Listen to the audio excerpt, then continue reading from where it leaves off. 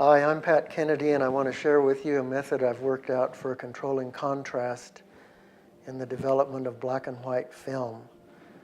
This method will work for all film formats. It's a video that's intended for photographers who process their own films.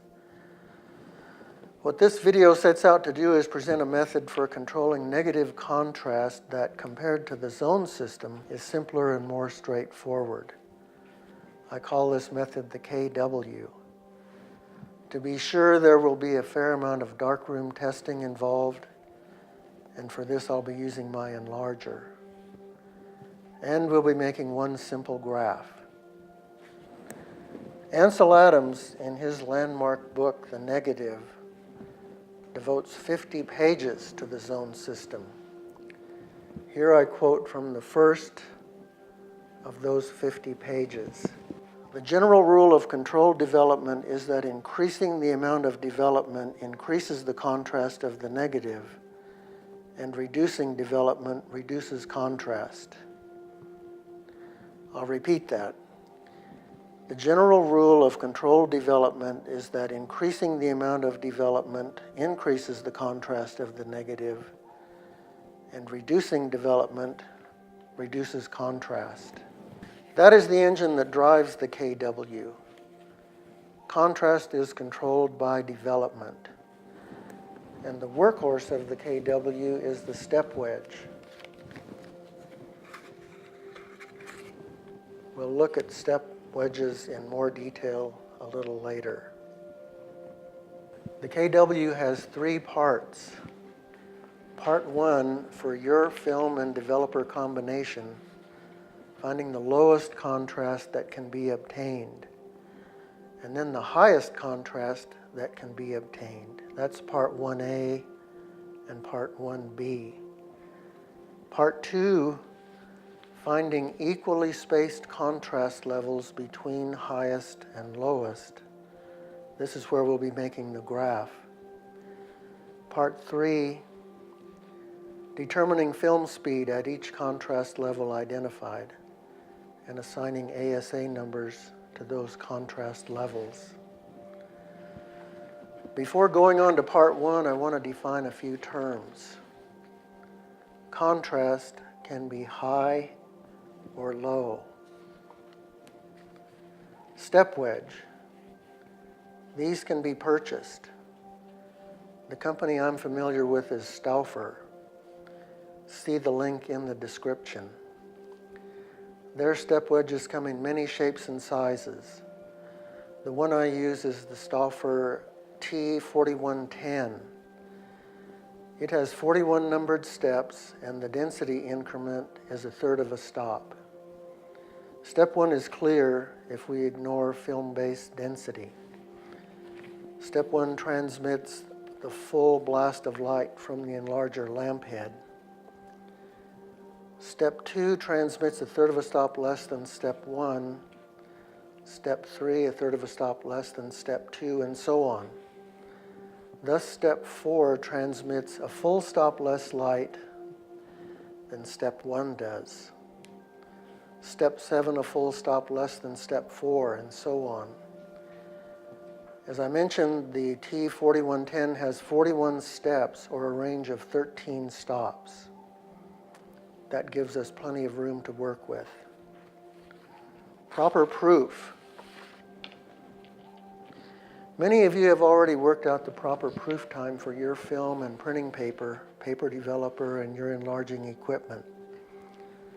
For instructions on how to make proper proofs, you may wish to consult the websites in the description below.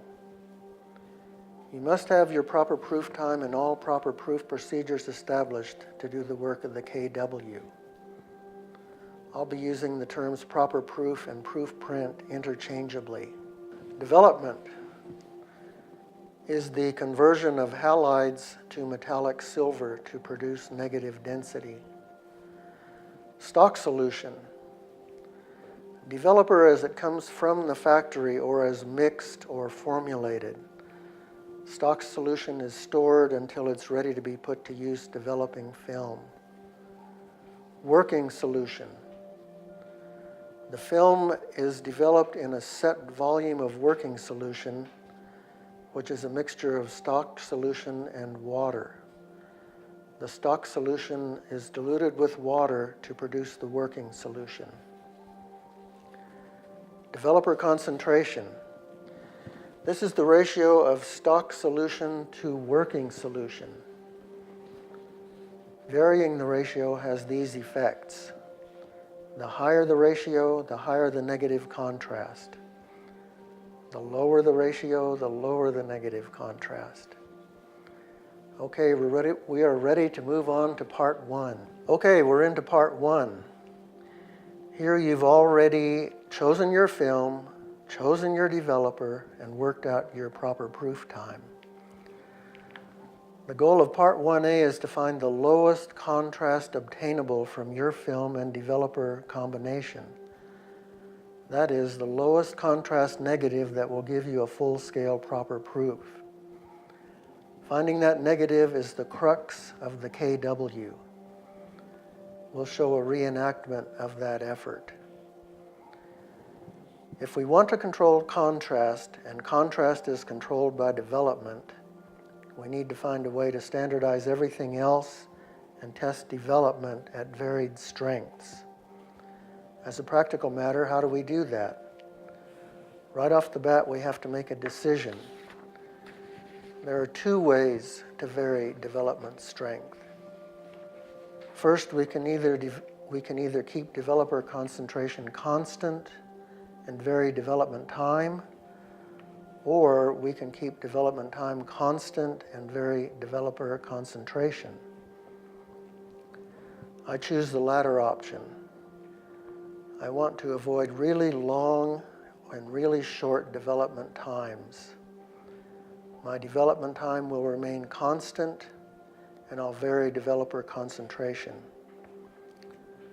I'm ready to begin testing my film. Let's go into the darkroom. I set up my enlarger exactly as I would for making proper proofs. I use the same exposure time. That way I feel I'm getting more than adequate exposure to the film. And since we're working with film, I'm going to be working in total darkness. The safe light is out. I've blocked out the lights on my darkroom timer. I'll be demonstrating with the lights on using a roll of outdated 120 film. I cut the film in half and place one half in a light-tight container. I take the other half to the enlarger, slide one end of the film under the glass, place the film on the proofer, emulsion side up. I place the step wedge on the film, emulsion side down. You may have noticed that I cut off one corner of the step wedge. That's so I can orient it on the film the same way every time. I gently close the glass cover and make the exposure. So now I slowly lift the glass cover, remove the step wedge, take the film and load it onto a reel. I want to have step one of the film, that's the end with the corner cut off, to end up on the outside of the reel. So I put the other end into the reel first. I put the reel in a tank, and I'm ready to process. In developing the film, the first question I face, how much stock solution do I include in the working solution? I measure my stock solution in milliliters, and I have found it convenient to vary the stock solution volume using the f-stop numbers on the barrel of a lens, 8, 11, 16, 22, 32, and so on. For this first film, I want to pick a stock solution volume that produces average contrast. My working solution volume is always 600 milliliters, and from experience, the stock solution volume I've been using for average contrast is 32 milliliters. So I developed the first film using 32 milliliters. If you're new to your film developer combination, you can check the massive development chart to get you started. KW stock solution volumes can be small, and I use a syringe to measure with greater accuracy. After processing, I inspect the films as they come out of the tank. Here's the 32 milliliter film. I remove the step 1 end of the film from the reel. My immediate focus, what is the density of step 1? During exposure, step 1 of the step wedge transmits more light than the other steps. It will show the greatest density in the negative. What does step 1 look like? If a proper proof is made of this negative, will step 1 be white? What about steps 2 and 3? Here, the 32 milliliter negative shows sufficient density to produce a full-scale proper proof. So for the next film, I want to reduce the amount of stock solution. In this trial, I cut it in half. My second film is developed with 16 milliliters. I inspect the 16 milliliter film. What is its density?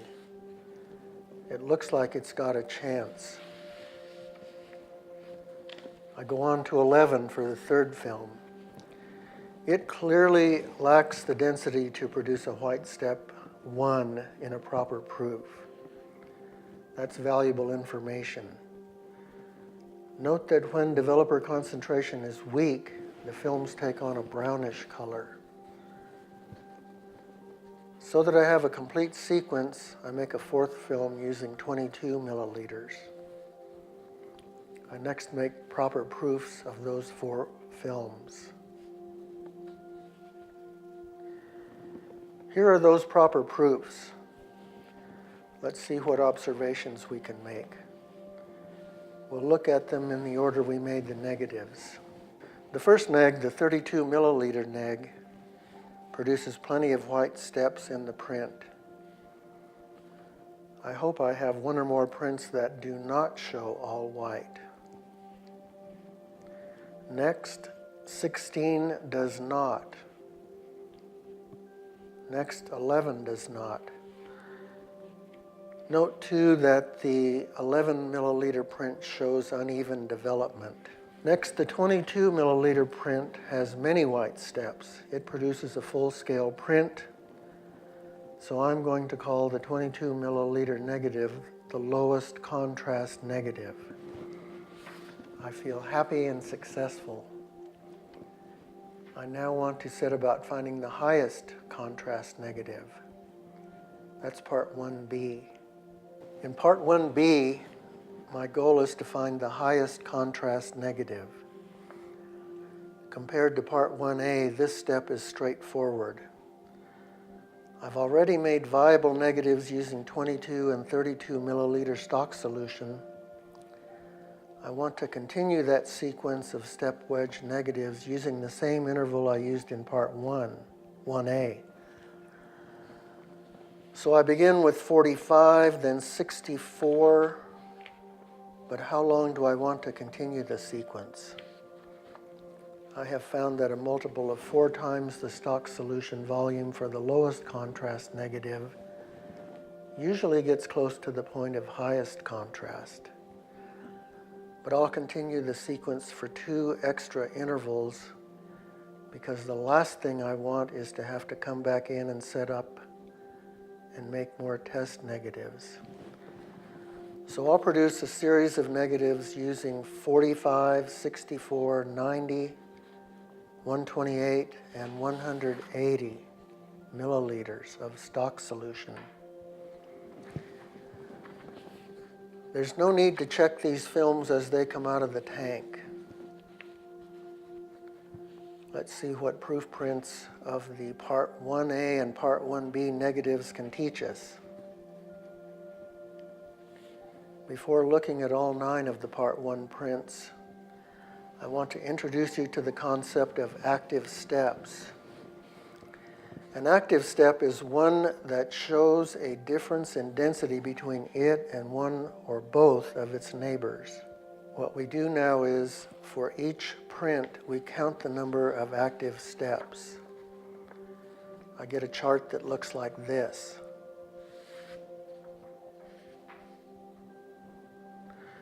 Of note here is that after 90 milliliter stock solution, increasing the developer concentration does not increase contrast.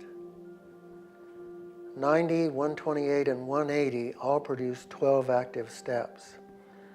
So I'll call 90 milliliters my highest contrast negative. Let's take a sneak peek ahead to see what prints made from the lowest and highest contrast negatives look like. The subject is a close-up of this Navajo rug. Here we're looking at 22 milliliter and 90 milliliter prints. Now suppose I want to make a negative with a contrast level somewhere in between the highest and lowest contrast levels I've identified. That's what we'll take up in part 2. Welcome to part 2 of The Zone System is Dead.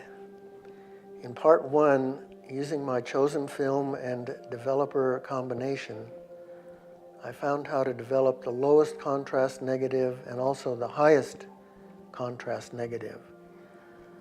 How do I develop if I want to produce some intermediate contrast level? To find out, I'm going to make a simple graph.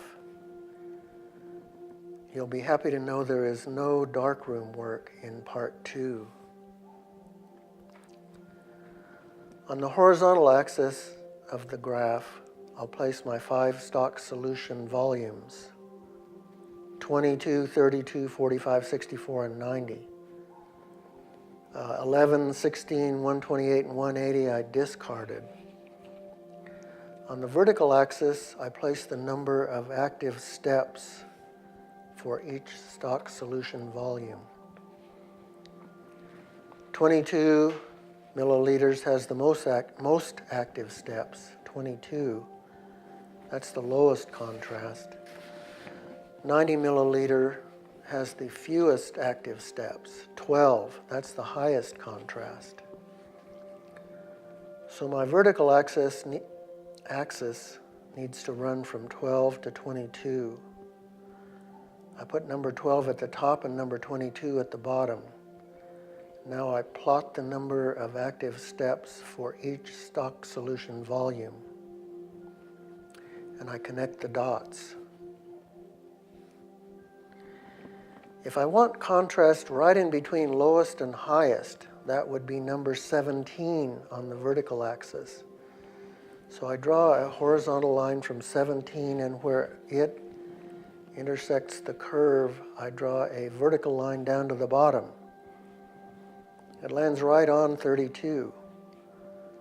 So if I want right in the middle contrast, I develop with 32 milliliters of stock solution in my standard 600 milliliter working solution. I can divide these two areas. For these two vertical lines, I interpolate and I get 26 milliliters and 47 milliliters.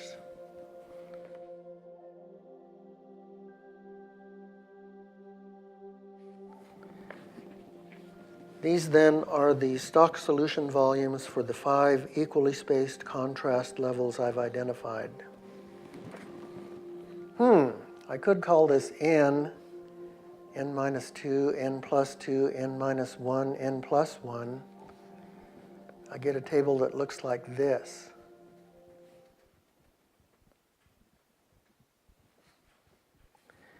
In part 3, we'll look at film speeds for the contrast levels I've identified. Okay, I've identified contrast levels using my film and developer, and now I want to take some pictures. I load my camera with film and head out the door when suddenly I'm stopped in my tracks. I know how to develop, but I don't know how to expose the film. I don't know what film speed to use. Let's see how to assign ASA numbers to the contrast levels I've identified. There are many ways to go about this. The path I chose was to begin with a film containing a series of 5 exposures bracketed in whole stops. On this first film, I want to develop using the highest contrast developer, concentration. That's the 90 milliliters. That concentration will show the biggest jumps in density between frames. The box speed of my film is ASA 400. I'm guessing that since it's going to be developed at the highest contrast, it'll probably be fast. So I make a series of 5 exposures using ASA 3200, 1600, 800, 400, and 200. I've chosen as my subject this beautiful Navajo rug from the 1930s. The rug has texture and contrast. The contrast range is between 3 and 4 EVs. I get close to the rug to better show the texture. I developed the film using 90 milliliter stock solution and a working solution of 600 milliliters. I make a proof print of that film showing the 5 frames. ASA 400 looks to be close to the proper density for the 90 milliliter print. Since the remaining contrast levels can't be faster than 400, I expose 4 films, again bracketing in whole stops, this time using ASAs 400, 200, 150, and 25. These films I develop individually at 47, 32, 26, and 22 milliliters and make proof prints. From each print, I pick the frame closest to the best density, and I note its corresponding ASA number. I can fine-tune these ASA settings going forward, but I'm confident that if I employ this table, I'll be comfortably in the ballpark and I'll be producing good workable negatives. I've made pilot prints using the best frames. Here they are. Here's the 22 and the 90 again, the 22, the 32, and the 90, and finally the 22, 26, 32, 47, and 90. Which one is best? Only you can decide. That wraps up my exposition of the KW. I hope this video has sparked some ideas for you. Thank you for watching.